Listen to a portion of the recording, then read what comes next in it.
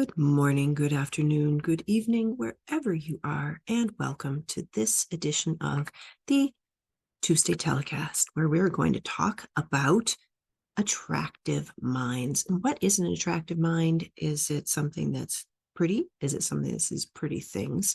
Is it something that attracts things to itself that it wishes to have? And that is all correct. So before I look right now, it looks like I've got people in the back. So let's bring them into the house and stop hearing me babbling. Hello and welcome to the Joyful Path and the Tuesday Telecast. And here we are with our guests. We are going to talk about attractive mind. What is it? Is it very comely to look at? Is it very is it something that attracts things to it? It maybe is both. Let's see. So what I want to do is talk to the guests that are here in the room and let them introduce themselves and say a little bit about why they're here, because they're each going to have a really interesting perspective on this. So I'm going to start with Matt. Matt, tell us about you and what you do and why you're here. Hi, I'm Matt Allen, founder of Kudos and Democry, amongst other things. I am here because Lydia has a very attractive mind, and I like to understand what goes on in it and outside of it. My mind is not so attractive, and it's hidden behind this facade that keeps it even less attractive. But in many ways, quite interesting because the things that I sort of dream up, and incidentally, I don't dream. Myself and a friend were having a conversation about that the other day, about how I don't dream, and I also have never read a book, so I don't really understand the context of people read a book and they see the pictures in their mind. That doesn't really calculate in my mind. I suppose that's kind of an interesting, but maybe not attractive mind. I don't know. Anyway, that's me. Hi. Thank you, Matt. Always the comedian. And Lark, welcome. Hello. Thank you. An honor to be here. So I am Lark Ambris. I am a mental fitness trainer, a mindset coach, and an accountability buddy. And an attractive mind. Why am I here today? I guess this topic resonated with me because I do a lot of mental fitness. And so I think about mind mastery and what a struggle that is, especially these days when attention spans are so short, when there's so much stress and minds just go in every which direction and we feel so unfocused and overwhelmed. So I am happy to just join this conversation and hear what other people's thoughts are about attractive mind, what that is, how do we get it, what can it look like. So that's me. Perfect. And Michaela, tell us.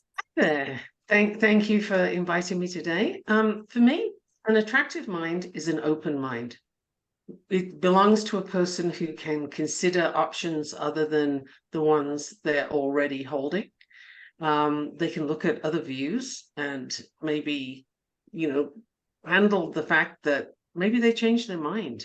Ooh, I love to come across somebody who can change their mind. I find that to be a very attractive mind because it's alive. It still has choices and, you can do things with that.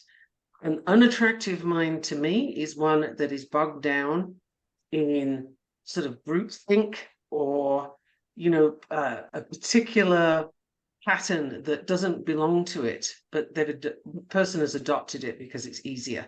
So let's go with the popular opinion. We'll go with the people who shout the loudest. that kind of thing to me is a deeply unattractive mind. So exploring what that looks like for each of us, I think is going to be very interesting, because that's my definition. But what's yours?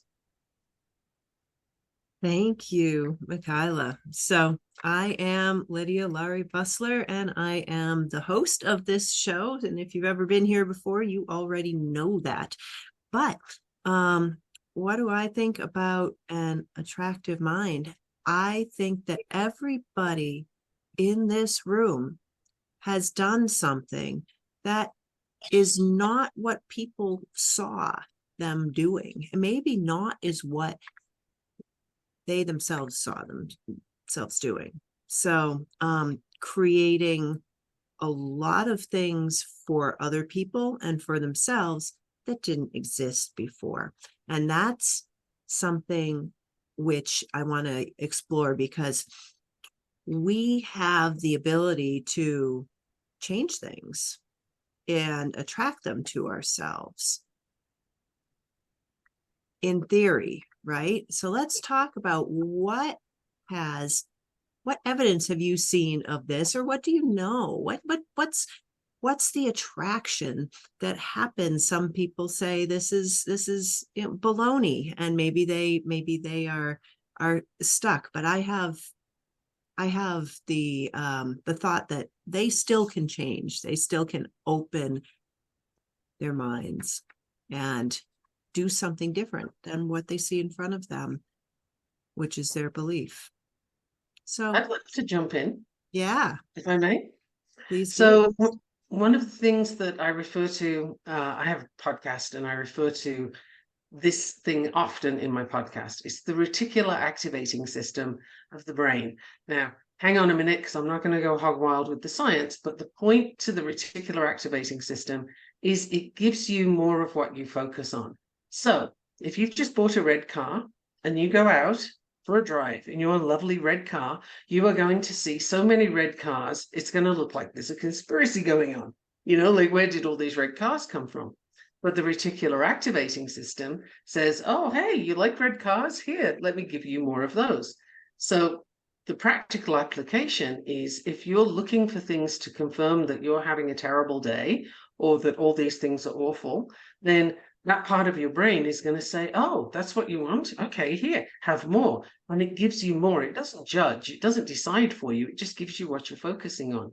So if you choose positive things to focus on, things that make you happier, things that you like to see, things that you like to bring into your world, the reticular activating system is going to help you to do that. And conversely, if you want to wallow in it and you want to find all the negative stuff, the reticular activating system will give you that too.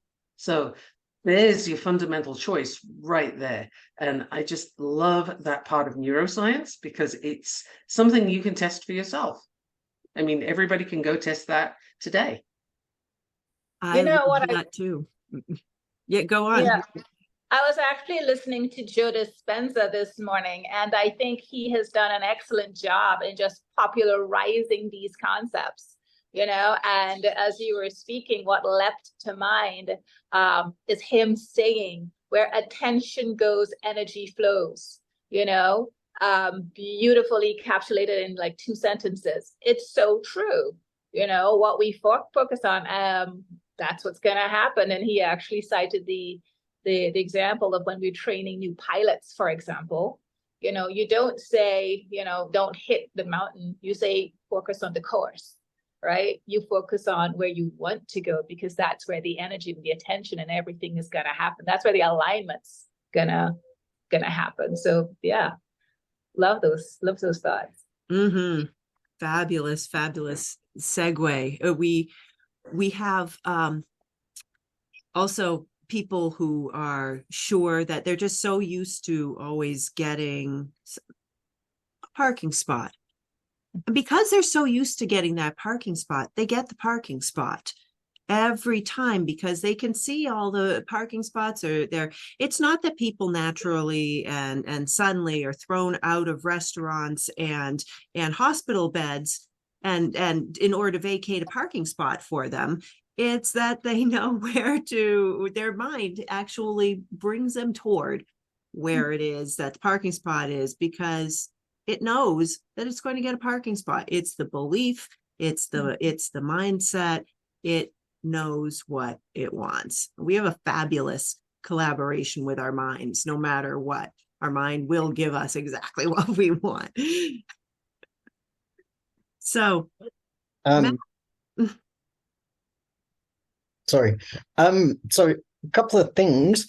We're saying about the fact that we're going to get what we're looking for, or to some extent, the more that we look for a certain thing, that would be what we're going to attract to ourselves, or the energy that's provided from whatever it is that we're putting in.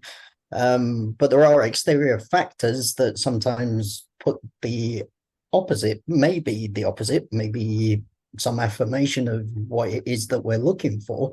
It tends to be the opposite of what I'm looking for, that these things provide us with, particularly social media and stuff like that.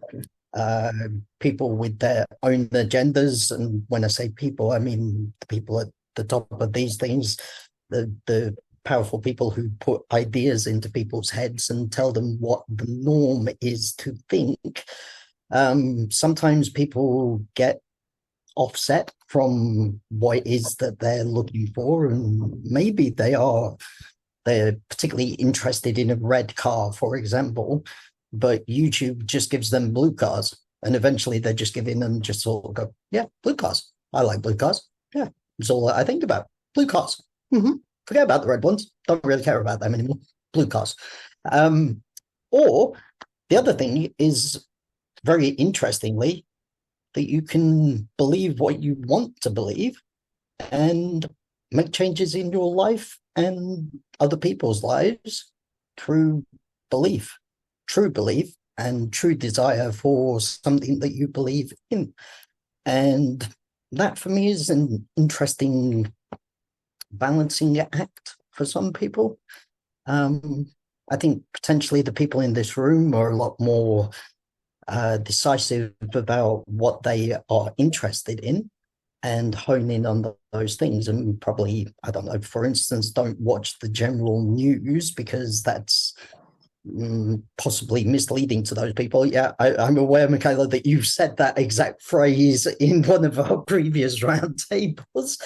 I think it's quite interesting that some people can be more manipulated by the system or by exterior factors, and the more beautiful mind possibly is the one that is more able to freely think and acknowledge what it requires and what other people require and what's interesting for people, and try and provide that and try and believe in that and hope for that and make that happen.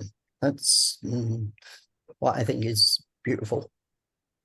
I think, to follow on from that, Matt, a part of this is, what do you think is attainable for you? Not you personally, but an individual. What do you think is attainable? And if you set your bar low, okay, but if you set your bar low, that's what you're going to attain. If you set your bar on miracle, then you can attain that. It's you get nothing without belief. Absolutely, no question. If you don't believe you can, then you're right. And that was Henry Ford. Love him or hate him, he wasn't wrong.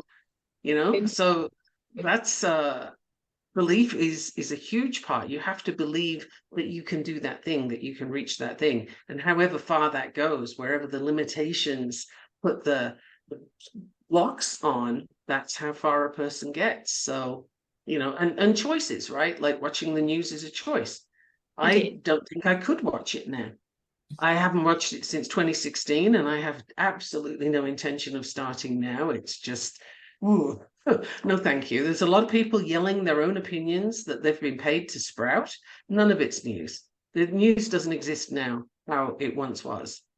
And I'm not sure it was perfect then, but it sure as heck isn't now. I'd love to also comment, Matt, on one element of what you said, and that's about the influence of external forces.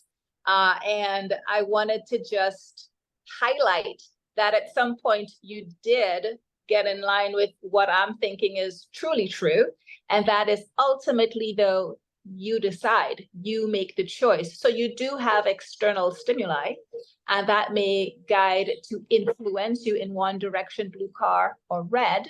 However, ultimately, it's the state of your mind that determines ultimately where you go. And so if your heart is really passionately set on a red car, you will see and appreciate all of the blue cars, and maybe you will wait a little longer. Maybe that red car is a little bit further out of reach because it's so aligned with what you ultimately fundamentally want to bring into your being and world and life.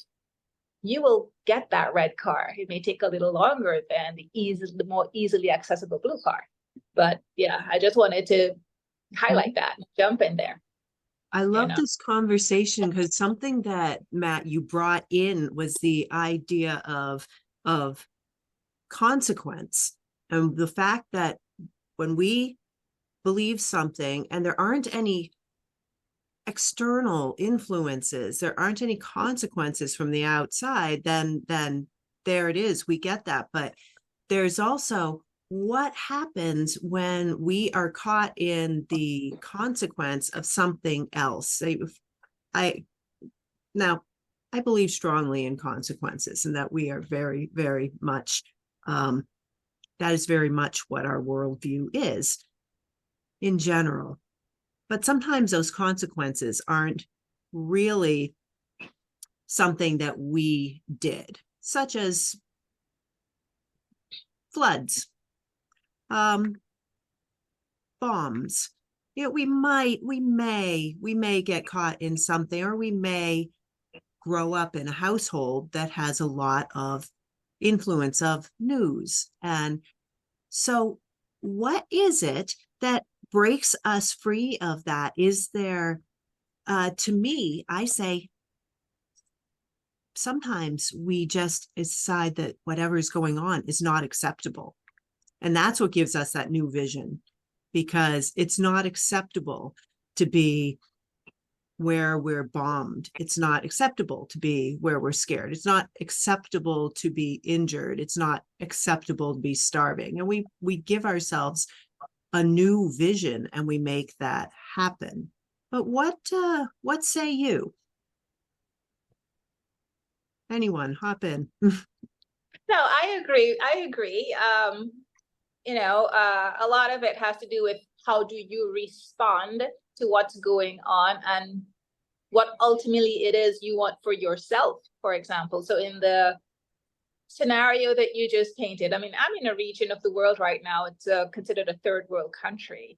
There are people who look around and just say, not me, this is not the life I want. I'm looking at America, I'm looking at Canada, I'm looking at the UK, because I want different from what I'm seeing and it's not accessible here. And so I need to tap into some other resources, financial, emotional, everything else, to get myself from here to there. I have no clue where I'm going to find the money for the plane ticket, where I'm going to live. I have no idea what I'm going to do, but I know what I'm seeing right now is not for me. So yes, sometimes I think, we kind of hit Matt's jumping in, right? Yep, sure thing, Matt. But yeah, I mean, I just wanted to speak to that point that show again, I think we are speaking about that whole, you have to believe that what you want, you have to be clear first of all on what you want. If you're not clear on where you're going, you're not getting anywhere.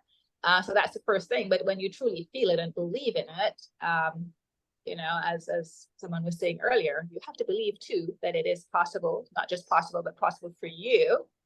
Then fuel the action, but that mindset is key.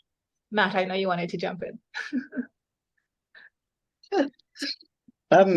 Okay. So interesting fact is that the third world countries are potentially also the countries that people believe are not third world countries. I live in the UK. I know people all over the world, and many of those countries are facing people who are dying and in destitution because they can't afford to do the basics of life in those countries, like Europe, England, America. Some of the things that I talk about and some of my posts that are coming up for this Kudos Christmas Advent calendar thing that we're doing from Kudos at the moment, they're based around poverty and discrimination and wars and things like this, and the fact that a lot of the world perceives some of the rest of the world as being different to where they are, when really we're all in the same boat. Sure, the boat might be in a slightly different or deeper pond or river or sea, but really we're all in the same boat. And that, for me, is the important thing about looking at that situation, is that I can see you want to jump in as well. It's not, oh, and you. It's not bad for a partially sighted guy, really. I can see you all. That's quite good. But the way that I see that is that we all need change. And ultimately, that change is coming quite soon, because the world is moving towards that position of change, and potentially people are looking at things and thinking, I really want a red car, but all that I see is blue cars. And they look at the other people and they see what they're told and they think, oh, they've got a red car. All that I want is a red car. I'd like to get their red car. When really they haven't got a red car. They've got a blue car just the same as everybody else. And it's pretty rubbish. But everybody's fed up of driving around in blue cars or looking at blue cars or whatever you want to say. In fact, what they want is red cars. And we need to figure out a way to make that happen, rather than we continue driving the blue cars until we all smash into smithereens because we've all crashed each other's cars, because we all think that everybody else is driving a red car, when people aren't. They're driving blue cars. They're looking at blue cars because that's all that they can see. Except it's not all that they can see, because everybody can see red cars and they want to drive a red car and they want to be in the red car and they want to own a red car and look at a red car, and they're getting fed up of seeing the blue ones. And eventually they're going to want to believe and make change happen to get in red car. Mm-hmm. So, as you nominated me, back to you. Okay, mine is going to be short because I know I've had the stage for a little bit before, but it was just this analogy of us all being in the same ocean. Yeah, I really strongly disagree with that. I think we're not all on the same ship. We have some of us are in yachts and some of us are in dinghies, and some of us are in little 2 horsepowers, and some of us have double 300 horsepower. So yeah, I just really wanted to jump in and just share that. But I yield the mic. I concede the floor. Others have burning things to say and contribute also. I have so many things going on that I want to say. I'll just pick a few. The first thing that leaps to mind is I lived in Singapore for 4 years, and Singapore is officially a third world country, and they love being designated as a third world country. It's brilliant because they get all kinds of economic benefit from that. And I've lived in 8 countries and I've traveled to a lot more than I can possibly count. I've been moving since I was 6 months old. And I got to tell you, Singapore is the most advanced place I've ever lived. Now, I'm in the US and New Mexico is next to me. There's a kindergarten not too far away that has a dirt floor. And this is New Mexico. You know, where our local medical services here, and I'm rural, right? Fairly rural. Our local medical services, our doctor is retiring in the beginning of January. And a number of the doctors have left recently, and what we're left with is nurse practitioners. Now, nurse practitioners have skills, but they're cheaper than doctors. So we're getting to a point where you can't get medical tests without going to the emergency, because that's the only place where they'll do them. You know, so this is the concept of third world, I think, is outdated and needs to be redefined. But I absolutely agree. We're all on the same ocean, yes, but man, the vessels look different. Some of those suckers are leaking. You know, some of those are leaking, and we're just going to get bailing. And you know, and you can have that same experience at different times in your life.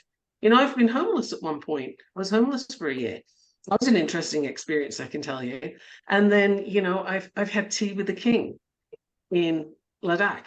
So, there's different experiences, and you run the whole gamut. And that's what's possible is only limited by your imagination, honestly. I mean, I have traveled with a backpack and an air ticket and no money, and just trusted that when I get there, it'll figure itself out. And it did. Yay. But sometimes that looks different. And to what Lydia was saying about consequences, okay, now the behavior analyst in me has to come forward and say consequences are the immediate ending to something you've done. So it's what happens if you're walking along the street reading your Kindle or something and you walk into a lamppost. The consequence of not paying attention was that you walked into a lamppost and it hurt. So consequences are always tied to your actions, definitely. It's that, so the whole thing with floods and what have you, I can't quite relate that to consequences of an individual. The consequences of what people are doing globally, yeah, global warming, global alteration. Some places are getting colder, some are getting warmer, some are getting more desert. That is a thing. So that is a broader consequence. Absolutely. And that's some of what was going on in my head while you were all talking. I'm like, we do have we always have a consequence to every one of our reactions and our actions. Anything that has that word action in it, there's a consequence. But we can possibly, there's certainly, if we weren't born, we wouldn't have a consequence of having the things around us that happen, either being thrown in a trash bin or being held and coddled. We would not experience that, and we would not have any consequences if we weren't born. However, did we create those consequences otherwise? No. Do we have influence over them? Babies are actually fabulous at figuring out how to get what they want with a very, very small amount of tools. Babies are very wise. We have this ability to, when you know exactly what you want, because babies have focus. Babies they want to be sheltered, they want to be loved, they want to be fed, they want to have whatever this pain is that's happening go away. But when they actually want to, so they might cry, that might be what they do because it gets results. They may smile because it also gets results. We all love a smiling baby, and so many of us will just hop to a crying baby. Definitely know what they're doing because it works. However, do they cry?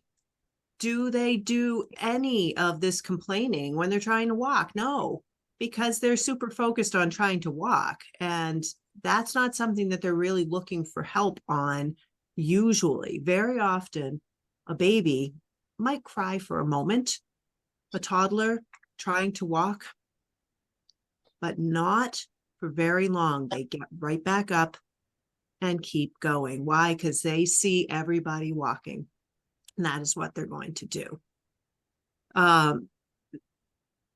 Consequence is an interesting thing because it's not it affects everybody, whether we think it or not. And a lot of people don't want to be responsible, but there's the consequences anyway. So I think it's the greatest thing to have responsibility toward yourself, because you certainly can't be responsible for anything else, but you can influence it. The boat, the dinghy, the yacht, the all these things on the ocean, that is maybe the same. I heard so much of the same thing coming out of everyone, even though it seemed like qualifiers and quantifiers, because what we have is the United States, where people aren't thinking about anybody suffering. And that's the thing that is different when we think about that versus Singapore, and we don't know anything about it, and we think, oh, these people are less advanced, when really this very new country is very much not less advanced. Whatever we're stuck in, whatever rhetoric we have going on in our heads, that's what we see, and it will fool us. But we can fool ourselves into doing other things. And I think everyone can speak about that. Matt, I was going to say, you have an interesting way of not just fooling yourself into other things, quote unquote, but in fooling other people into thinking that, gee, maybe we can create some change. So yeah, please do tell us what's going on in your mind. I'm not sure that you've got time on the show for all of that, but interestingly, you point out about what people in the US, potentially some of them, many of them, I don't know, I don't live in the US, and potentially I'm knowing only what I'm provided as information about what I see and feel and experience of people in the US. But going back to the interestingly, we were all told, I was of the understanding that the USSR, when I was small, and I'm nearly 50, so like reasonable chunk of time. Now, when I was little, my understanding was that, yeah, my life wasn't particularly great. My parents didn't work very much. My dad was unemployed for like 4 years on the road. So we literally survived then off of handouts from other people in terms of food. In fact, we spent a month just eating broad beans pretty much, because that was a bag of broad beans that we were given from the local farmer. But that's by the by. We grew up not having the best life. That's maybe relative to what other people experience as the best life.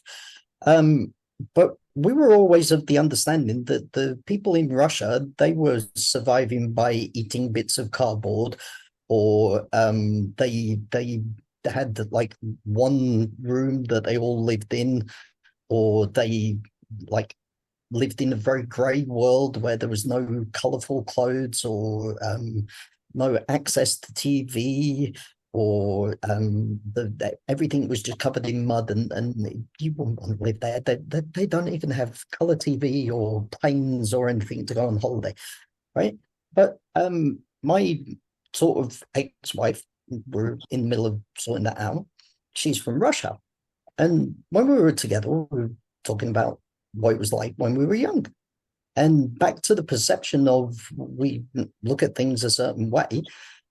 Interestingly, her life as a young child, and she refers not just to herself, but many of the people around in her area of the USSR, had considerably more variance and a better experience of life. They were going on holiday twice a year, on plane to a foreign land. They were eating a whole range of food that I wouldn't even have had access to, even if we had money in the United Kingdom, because those things didn't exist in the UK. But there they had access to that. They had lots of nice, colourful clothes. They had wonderful dresses. They had experiences beyond what we were doing. And we were told, yeah, you've got the better life than those people. They live behind that iron curtain, and it's dreadful there. But again, way back, and I think it was Michaela said about maybe in the olden days, it was the news was just the same as the news now.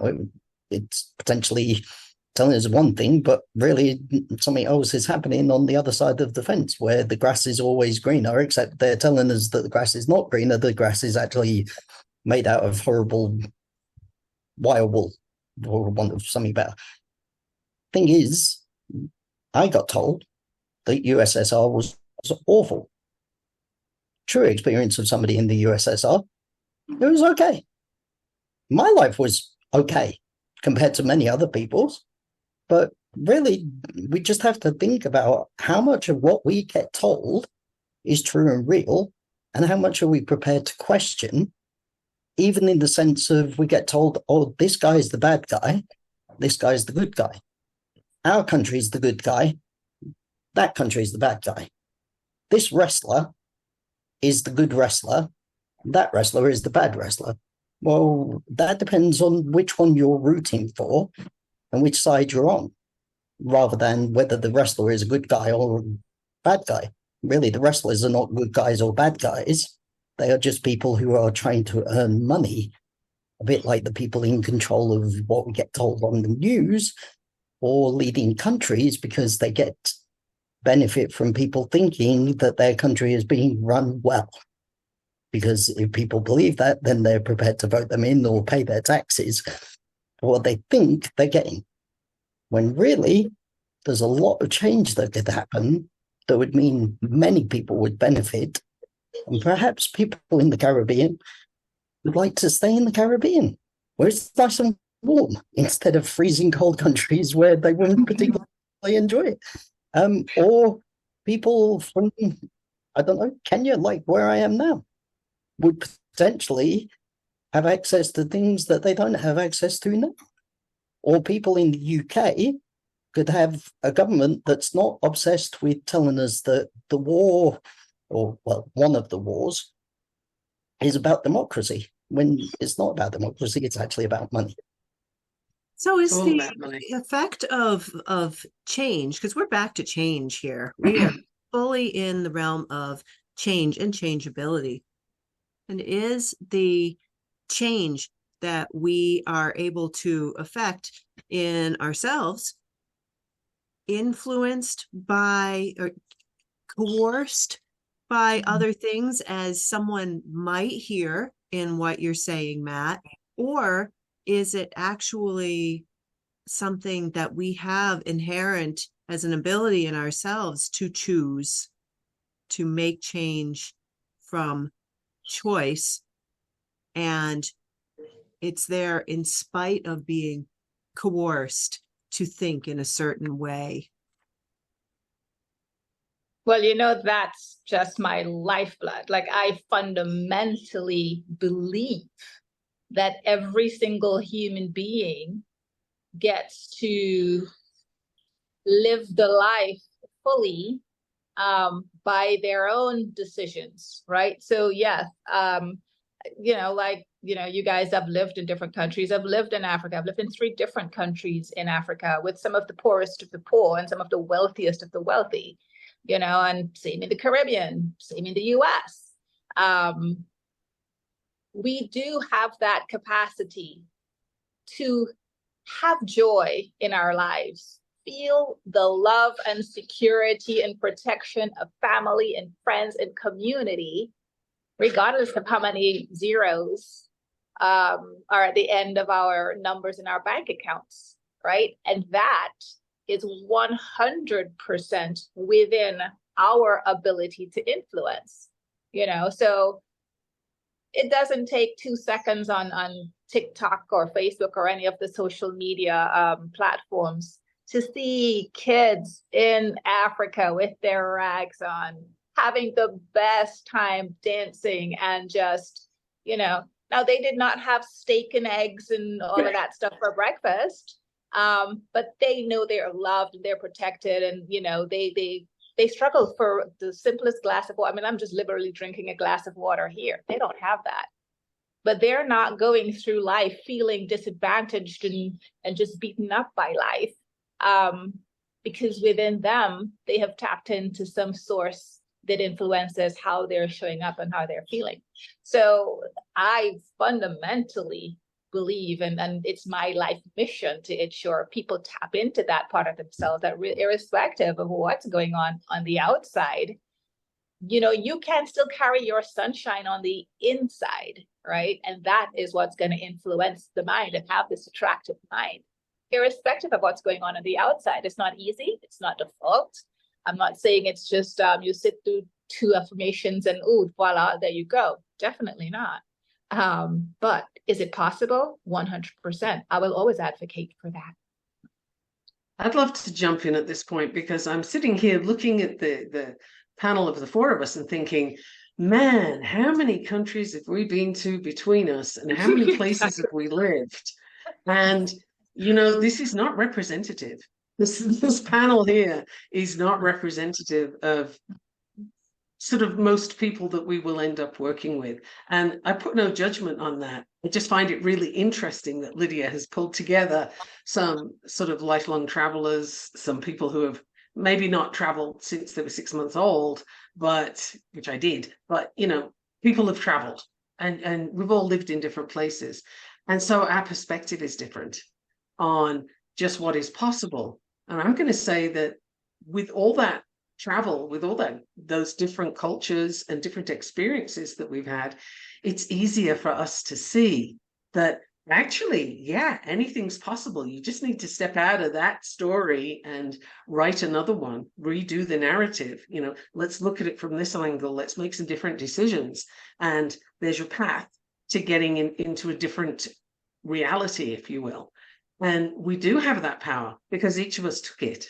Each of us said, okay, I'm going to go over here now. Now I'm going to experience that. I'm going to go here. When I left, I was living in London working as a tropical diseases nurse. And I left there to go to Bangladesh. And I went to Bangladesh for 6 months and I ended up staying for 3 years. It was a heck of a ride. Like, it was really cool. And I learned so much in Bangladesh. It was wild. But, I didn't know that was going to happen, but I was open to it. And as I was leaving, people were saying, "What, are you crazy? You got no job to come back to. You've just given up your apartment and you're just taking a backpack and that's it." And it was. I had a backpack and I ended up like 3 years. That's cool. But is everybody prepared to do that? And, how can we, as people who have done stuff like this, help others to do their version? Whatever is the big leap. The leap of faith, quite literally. You have to trust that you're going to land okay. You have to trust that it's going to be all right at the other end. And that's something that, with all the propaganda in the news, and it doesn't matter what country you're in, it's all propaganda, then that keeps people in a place of fear and limitation. It keeps people where they are. So, in the US, there's this culture of, if you're not struggling, you're not trying hard enough. Oh, you're having a hard time paying your rent with 2 jobs, get 3, and it's just, no, that's not the way to live. That's the way to line somebody else's pockets. But it's accepted here.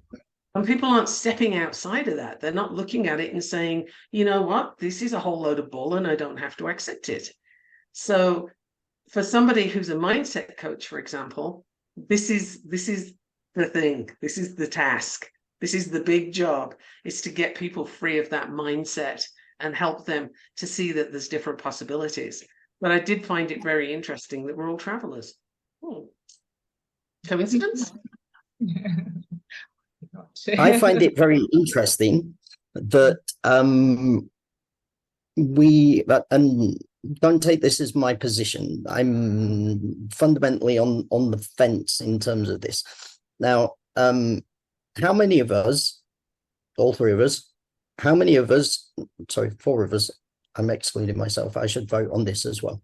Show of hands, how many of us think that we need to drink a certain amount of water every day, and therefore the people who haven't got the water to be able to drink are considerably worse off than us?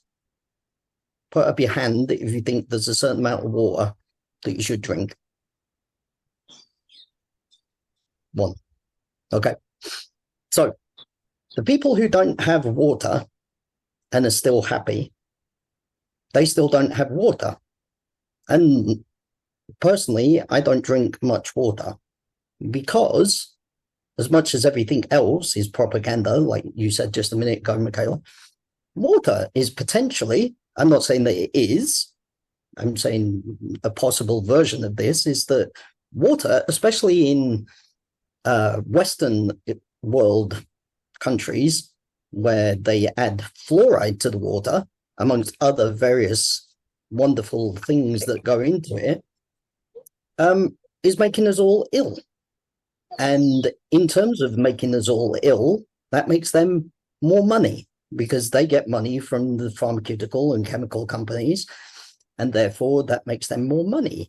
And theoretically, there are bigger problems beside the fluoride in the water, but that came about because of fundamentally nuclear weapons, because the production of aluminium led to fluoride waste that was pumped into the rivers, and then that ended up in humans. And instead of accepting that that was a bad thing and accepting responsibility for it, in certain countries said, oh, fluoride, we need to consume some more of that.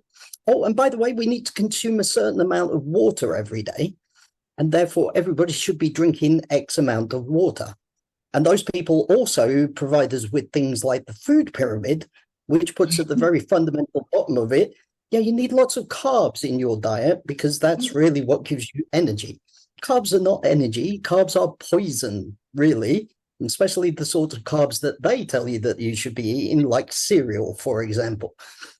That leads us to the fact that there's now an epidemic, pandemic, whatever you want to call it, of people with diabetes type 2 who go along to nurses and doctors and get told, yeah, you need to eat carbohydrate, slow burning carbohydrate, slow release carbohydrate, but you need carbohydrate because that's important as a diabetic. And I'm fundamentally at the extreme level of diabetes. I have what's called brittle type 1 diabetes. So I understand that subject a lot better than the majority of people because I live that life considerably worse than other people. Now, we get told that the sugar that we eat goes to fat, which is a store of energy, so that then when we need it, we can use it. But the fat is not energy. Fat is not energy, and sugar is not energy. It's poison. And what our body is doing when it locks it away as fat is putting it in safe storage so that then we never have to see it again. So again, it's another lie. Much like the water, the food, the medicine, everything. Matt, I gotta jump in, man. I gotta jump in. It's not good. I put my hand up for the water, and I'm talking clean water. I'm not talking fluoride. And there's a couple of things I gotta say here. One, I'm a level 2 certified nutrition coach. 2, I'm a former nurse, so I have a medical background. 3, I'm becoming a wild fit coach, which is all about eating whole food and avoiding the chemicals. So I can go with all of that, sort of more or less. The food companies give us a lot of chemicals that the body doesn't recognize as food. And I wouldn't say that anybody who has access to that is better off than a person who doesn't have access to that. Empty calories aren't wildly helpful.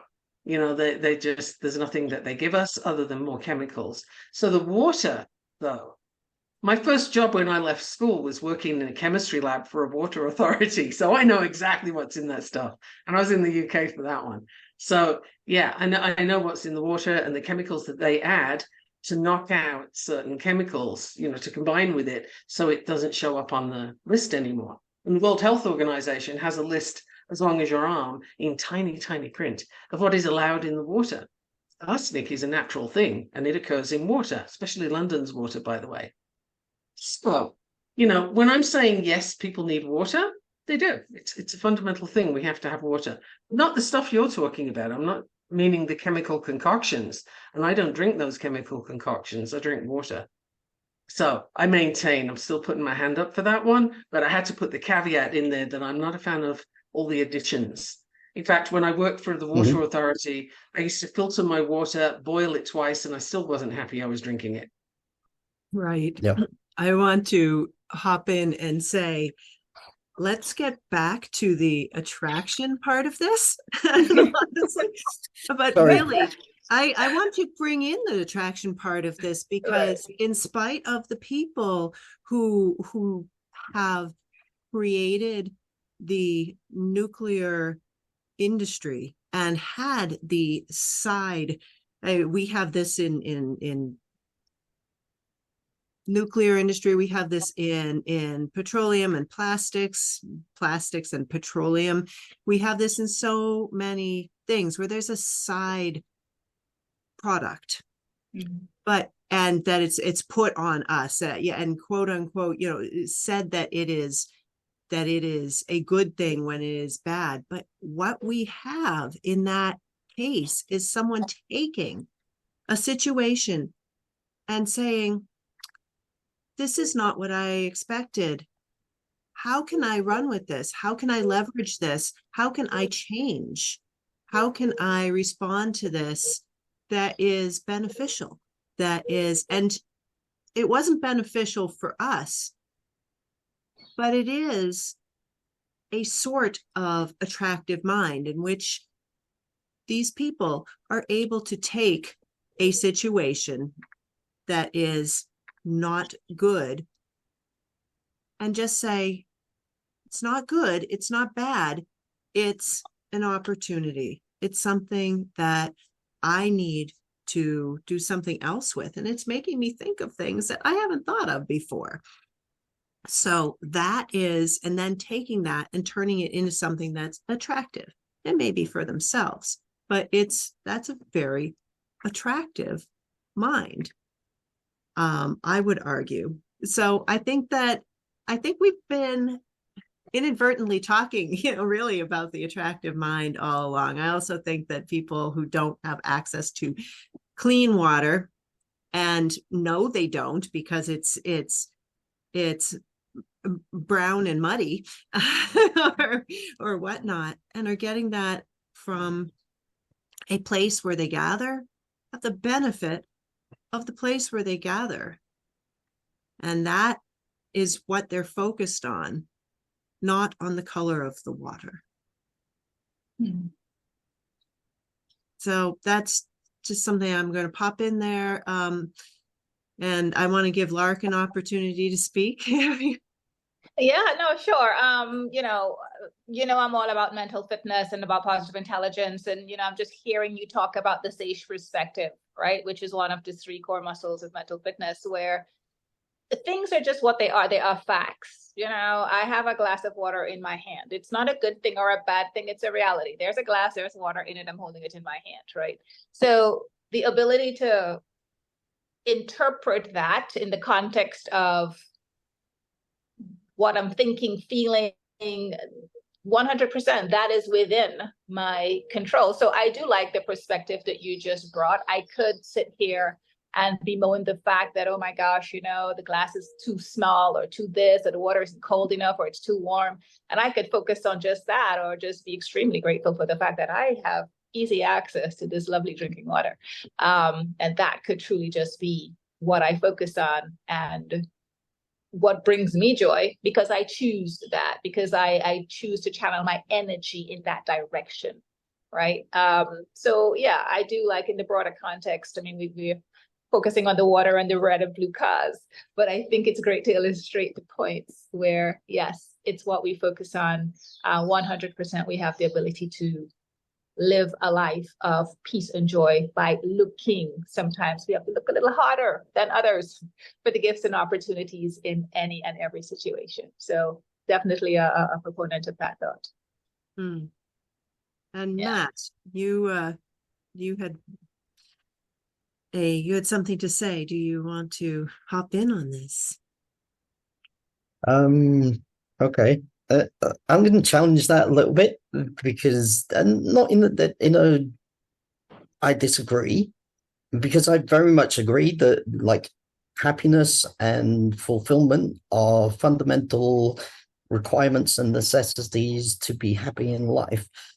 And I also share something with Lydia, in the sense that we both have believed in the power of ourselves to heal ourselves, and have made significant difference, Lydia a lot more so than I have, in terms of our physical, mental health, let's put it that way, and the ability to do that and be satiated by a level of existence beyond where we were before is enough to be grateful for a life that we lead, whether it still has impact on us in some insignificant or significant way. All sounds very vague, but like I don't really want to get into that too much.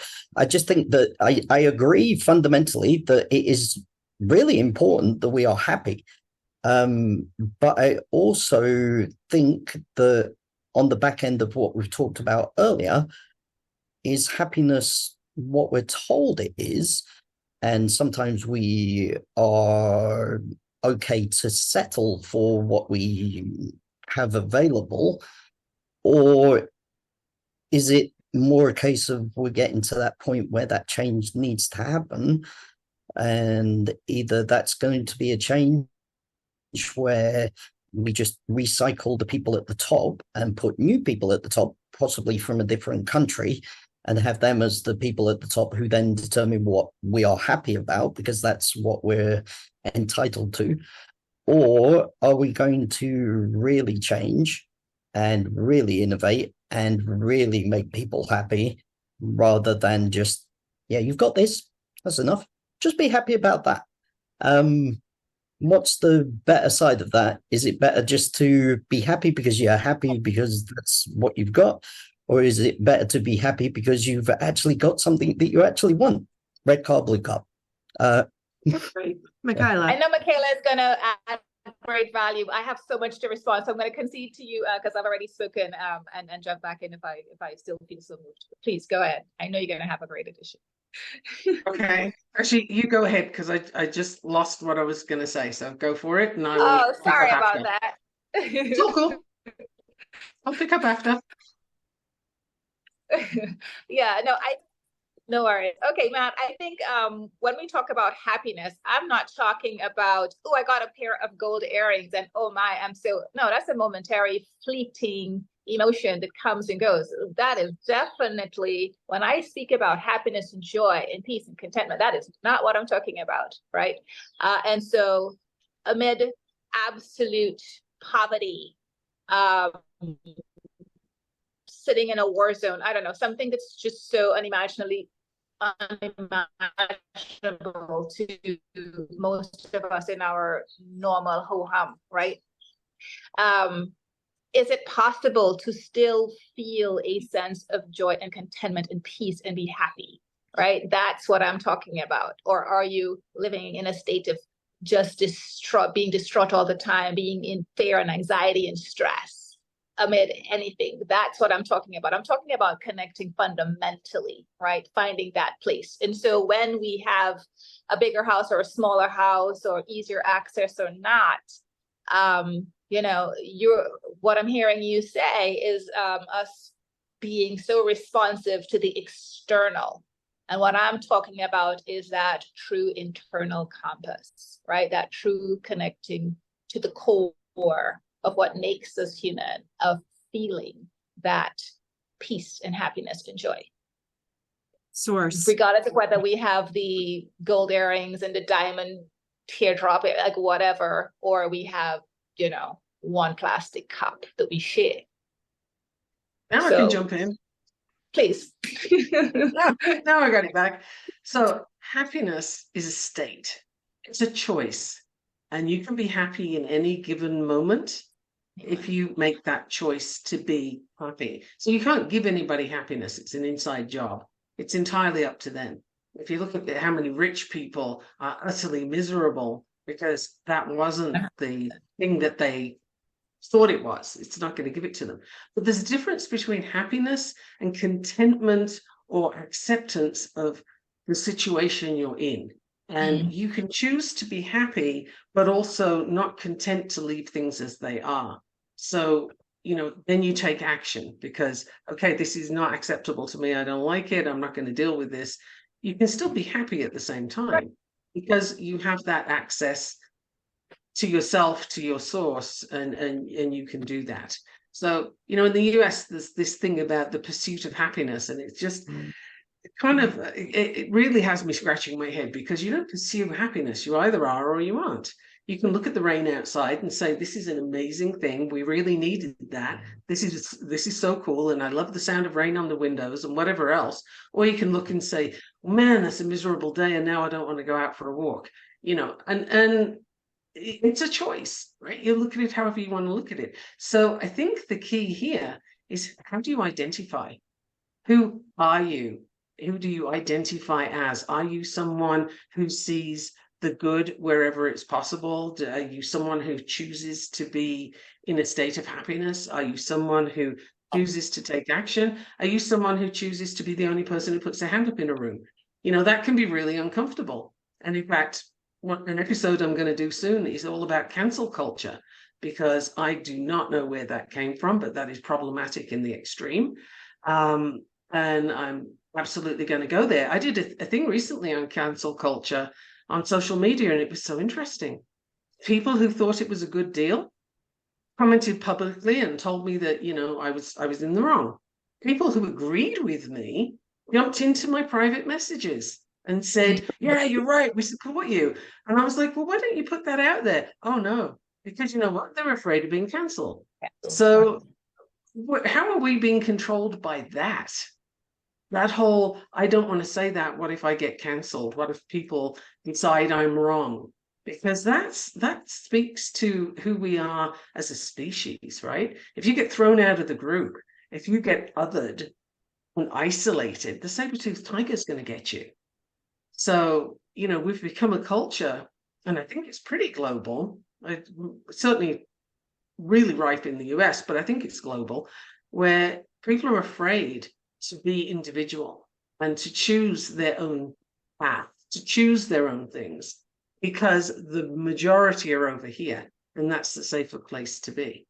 And yet Right, that's only the visible majority, because those are the only ones who are willing to put their words, because they're accepted out on the public platform. They're the loud ones. And so everybody says, oh, they're right, let's go there, whether or not they have the optimal view, shall we say. And this becomes really pernicious. Not being funny, but that affects your red or your blue car. Yes, Matt. Yeah. Potentially people who are the outspoken ones talking about cancel culture and a number of other things, we only have access to those people based upon social media. And more commonly, it's getting accepted that there are powers greater than the people in charge of the social media platforms that have backdoors into those platforms, and they have substantial resources, potentially bigger computers or more fake accounts than we could imagine. And those are the potentially the accounts that are being used to drive that difficult situation. I'm not saying that that's people's opinion. I don't know everybody's opinion. I know my opinion. Then I'm fairly safe at knowing other people here's opinion, just based on what I've experienced today and the fact that I know that you're real because I know that you've spoken to Lydia before, and I know that Lydia's real because I've spoken to Lydia before. So I know that generally speaking, we're all real here. Maybe me not so much, but that I'm mostly real.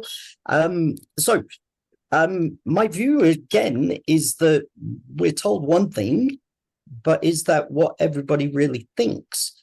We get told that we all want war, for example, and maybe this is a bit close to the knuckle, but we get told that we want war because we want democracy and we don't want the bad people from those other countries being in control because they're not going to give us democracy. They're going to give us something much worse, like the USSR back when I was a kid. But potentially, and I'm not saying that those people are going to give us anything better or that we should trust those people.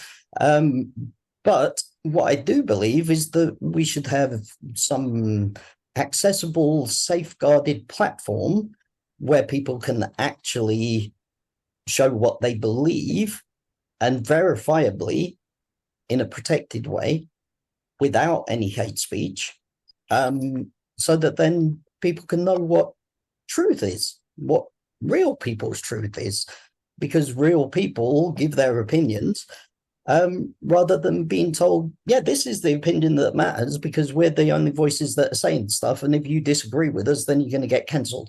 or we're going to issue laws and regulations on platforms that say that if you say something that we disagree with, then yeah, you won't be able to say anything more. Or you mentioned the World Health Organization earlier, who potentially want to bring about legislation worldwide that means that if you disagree with the latest pandemic, you potentially have the pandemic. And therefore, you should be silenced because potentially you are giving misinformation about the pandemic because you have the pandemic, and therefore you can be carted off and tested for said pandemic without any real legal rights to anything. So now, to rein this in, I'm wondering sorry. if we that's all right. I'm wondering what you think about the fact that we could or could not have change or choose what it is, how we want to respond based on support of the things around us, based on the coercion of the things around us, based on the vision of what it is that's real, what it is that's not real. How can we choose? How can we choose from what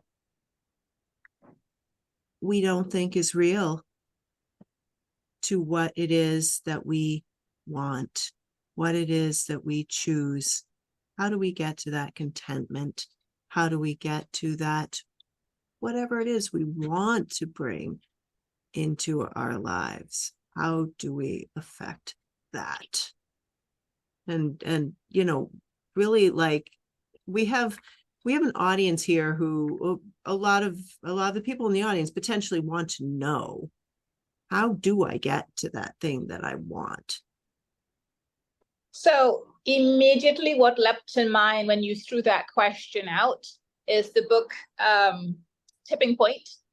And I'm thinking, was it Malcolm Gladwell? I don't remember who the author is, but he speaks about tipping point, right? Where you're never going to get 100% buy-in for any one concept or movement.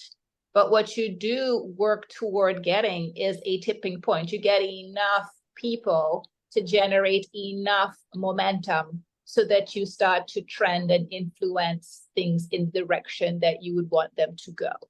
Is it easy? No. But in today's world of social media and internet and connectivity and phones and cell phones and all the rest of it, we are certainly further ahead than way back when Martin Luther King, for example, spoke. I mean, good Lord, they barely had telephones back then or whatever. Like, you know, we are so far from that now to create that tipping point. It's more within reach, I think. It's more something we can potentially see. So to answer your question directly, like, let's all just take a read of like tipping point. Let's see how that sits. But that would be my, you know, we can't throw our hands up in the air. We can't just be fearful of being canceled, right? We do have to stick our necks out. We do have to stand firmly for what we believe in, but we also have to believe that there are others who do support our point of view and who are willing to support us, even if in the shadows initially, before we generate enough of a tipping point. So that would be my contribution to your thought, Lydia. I'm all about sticking your neck out. It's something that I kind of do periodically and get whatever comes that way, because that, you know, authenticity is a word that's bandied about an awful lot lately. And I don't know that it means what people think it means, right? Like, authenticity is having the gumption to stand up and say actually what you mean and to hold to that. And that's where the cancel culture conversation came in. And it was just, to me, it was interesting. Like, hey, so it's more acceptable to disagree with me, and you know, and the ones who agree with me are being quiet. This is interesting. It got my interest a lot more after that response than it had Right. before, which is why I'm going to be making it a subject.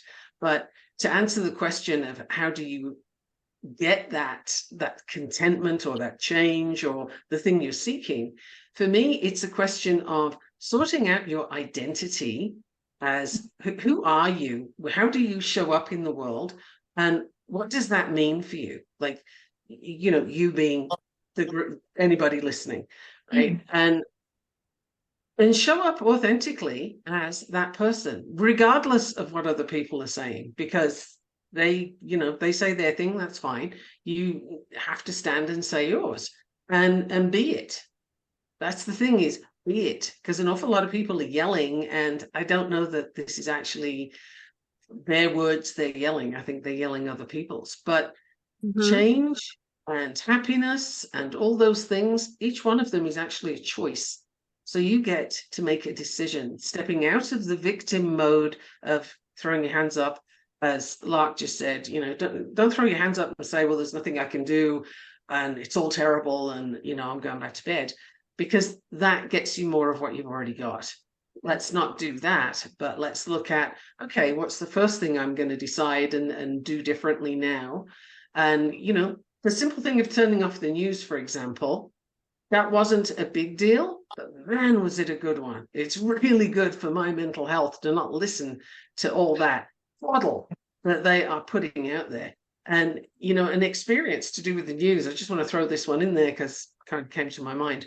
When the whole Iraq thing was going on, shall we go into Iraq, shall we not? I had the timing and fortune, if you will, to go from Canada to the UK to the US to Canada, right around the time all those conversations were happening. So I got to hear the Canadian media that was very much against going into Iraq, and they were showing all of the images of why this wasn't necessary and why you don't want to do it. Then I went to the UK, and Tony Blair was talking up a storm, and he's very persuasive as a speaker. Wow. Like, this guy's good. And, he was lying through his teeth, absolutely. And the media was supporting him with all their images. And then you come to the US, and there's the sort of stance of you're with us or you're against us and grr. And the media supported that. This is the same thing. And I saw 3 different perspectives in one trip, right? One round trip. And it was fascinating to me. And I knew exactly what the outcome was going to be based on the power of the people who were speaking to their country, their constituents. And Tony Blair had it down, man. That guy can speak like anything. And the force and the appeal to emotion in the US was absolutely going to win for the US people, whereas Canadians were trying to be rational and reasonable. And this wasn't a rational and reasonable argument. This was an emotional one. And so they lost. And, the whole Iraq debacle happened. So to me, this is the power of listening and not listening to those who would influence you. If you're not listening to that, news still gets to you and you can still make your choices. That's a power that we each have. When you say, how do we show up in the world? Who are we? This doesn't mean your authenticity is just about yourself. It may be just about yourself, but it may be that who you are is a connector, and that you are connecting other people. So really listening and figuring that out. There's not a person in this room who hasn't figured out, at least in part. I'm not saying this couldn't change, this couldn't grow, but in part, who we are and what we're doing and how we're going to make that work, and that we're not alone. Even if we were alone within our corporate structure, within our backpacking across as a virtual urchin, and without notwithstanding the fact that there are people in this room who have come from really a background that is very lonely, to having a reality that is very much not lonely, that very much has other people. is that your authenticity? Is that where you show up? Or is how you show up to be I mean, each of us is individual, and each of us is also part of this global energy. So how do you show up? What do you want? This is extremely intrinsic to the conversation here.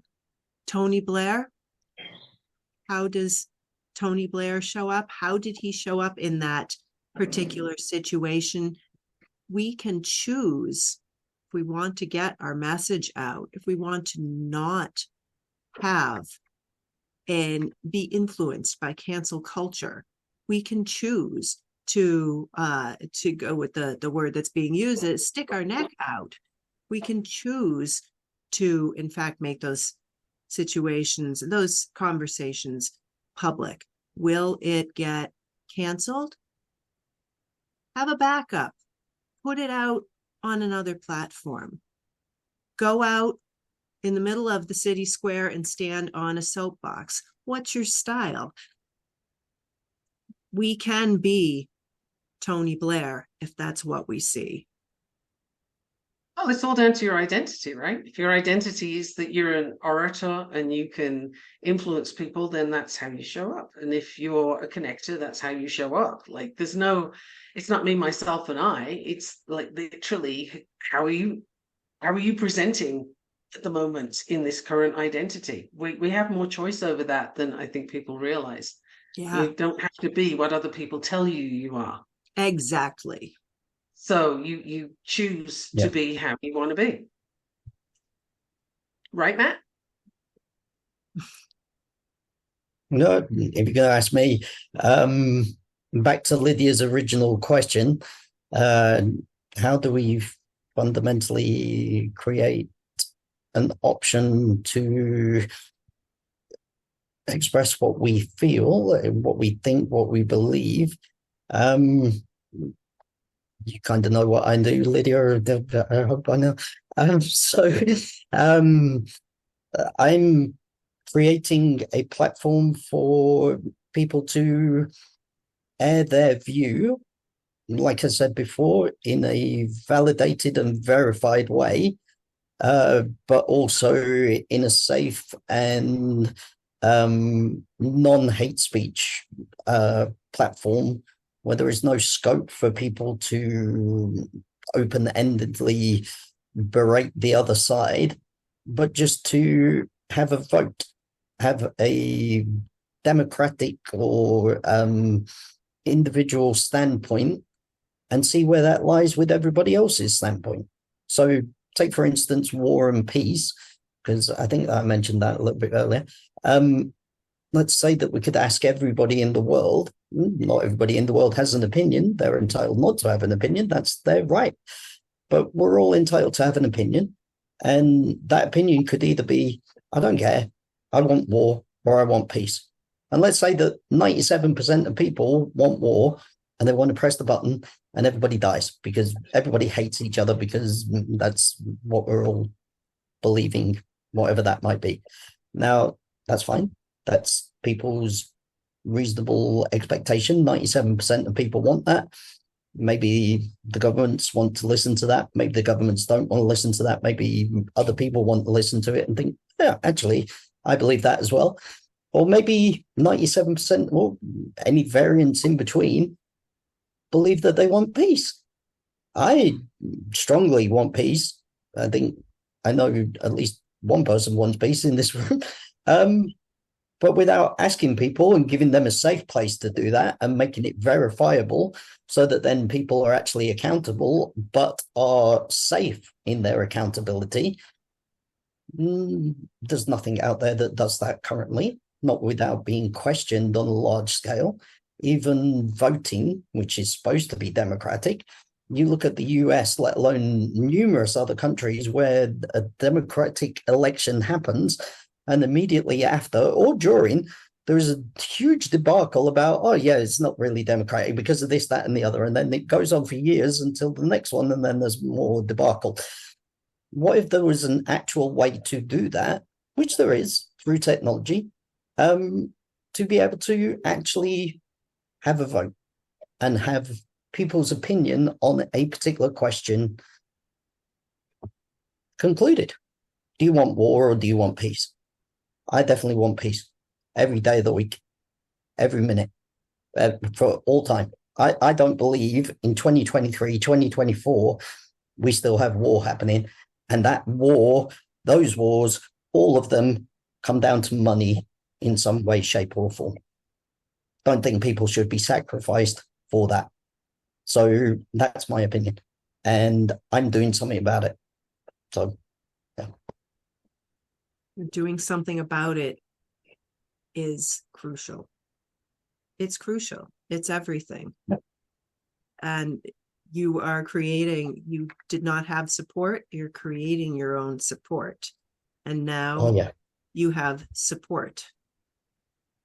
And to put out a response to the topic that came up of cancel culture, you are addressing that, and you are not allowing yourself to be canceled.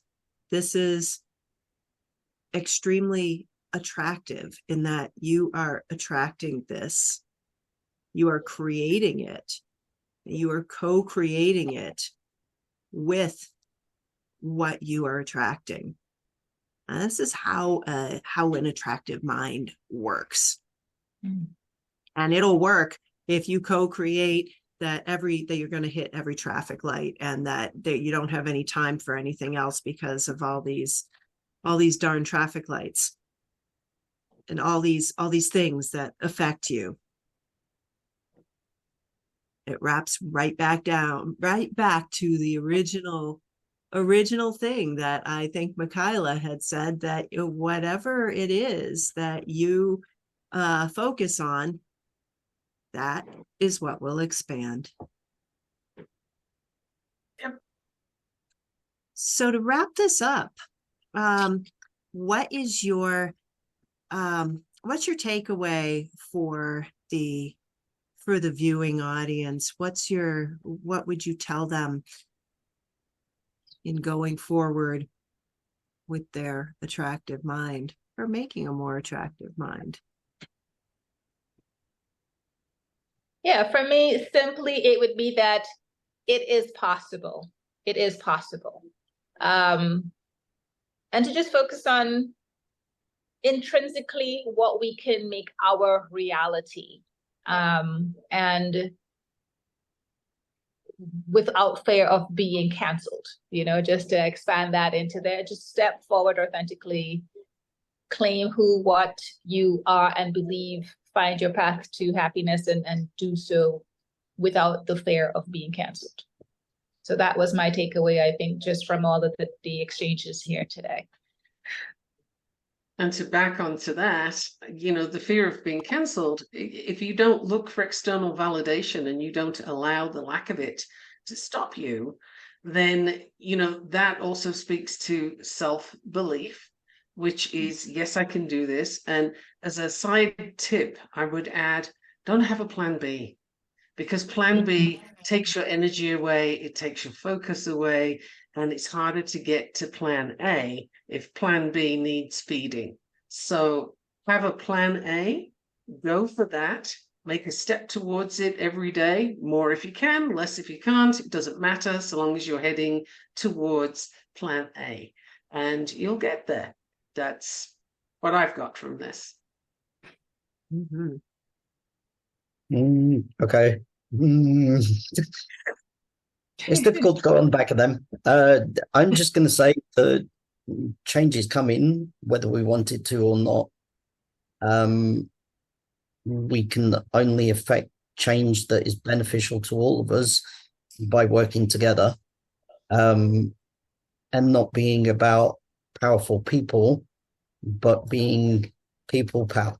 One of the things that I very strongly believe in is that people are the solution, not the problem.